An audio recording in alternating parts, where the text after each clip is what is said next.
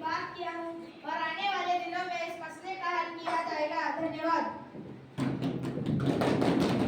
प्रश्न नंबर 102 माननीय शिक्षण मंत्री जी से। नमस्कार सभाध्यक्ष, मेरा सवाल शिक्षण मंत्री जी से है। हमारे दस्तूर में 6 से 14 साल के तमाम बच्चों को मुफ्त और लाजमी तालीम का हक दिया गया है।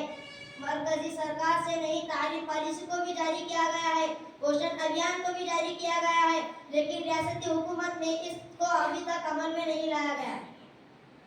माननीय शिक्षण मंत्री जी इस सवाल का जवाब दीजिए।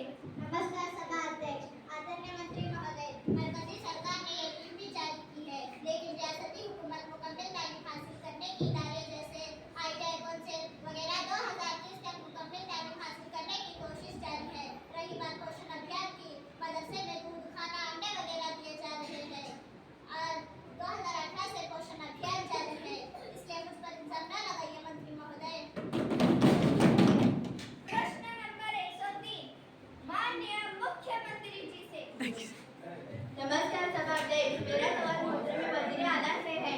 माननीय मंत्री महोदय, आपकी हुकूमत में रिश्वतखोरी, स्मगलिंग, औरतों पर मजहबी तनाव एक सब चलाए जा रहे हैं। आप इसके क्या जवाब देंगे? तो आप दीजिए, सदर आला जवाब दीजिए। माननीय मुख्यमंत्री जी इस सवाल का जवाब दीजिए। पिछले चंद सालों से हम देखते आ रहे हैं कि रियासती सतह ही नहीं बल्कि मुल्की सतह पर भी रिश्वतखोरी और मजहब के नाम पर ऊंच नीच नजर आ रही है। हम उसको खत्म करने की कोशिश के साथ बराह रास्त ऐसे रिश्वतखोरों को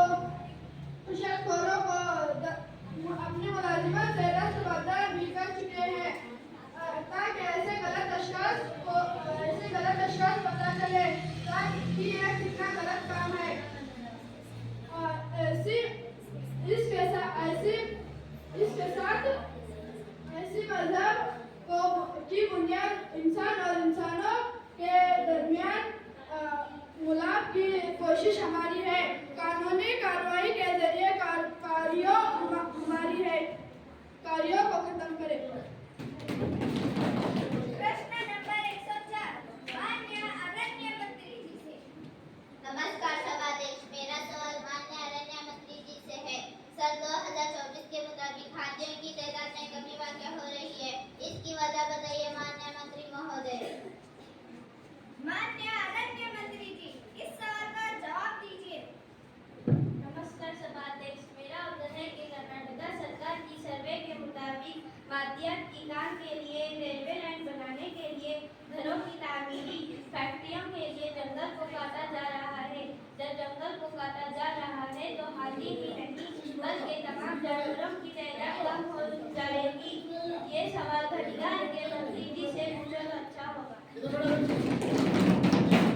प्रश्न नंबर 105 माननीय शिक्षण मंत्री जी से।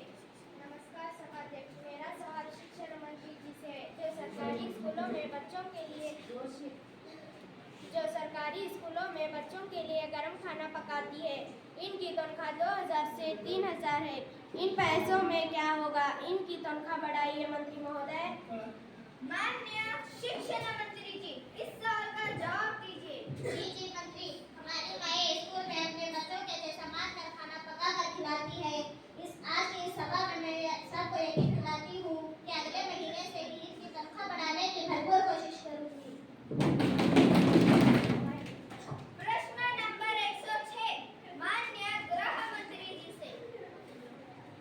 नमस्कार सभाध्यक्ष, पिछले 2-3 महीनों से लगातार बारिश की वजह से नदी तालाब भर कर खेतों में, गांवों में पानी घुस कर घर गिर रहे हैं। बिजली के खंभे गिरने की वजह से लोगों की मौत हो रही है। पहाड़ खिसकने की वजह से रास्तों में